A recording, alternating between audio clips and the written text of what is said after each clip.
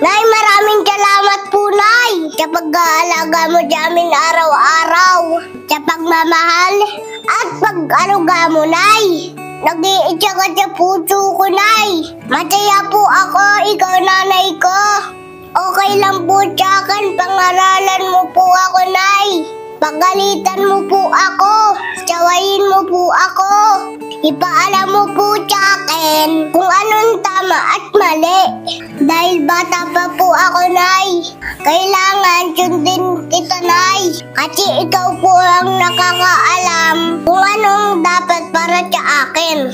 Salamat sa sakripisyo mo sa amin, Nay. Susuklian ko po ng respeto at pagmamahal lahat ng pagod mo, Nay.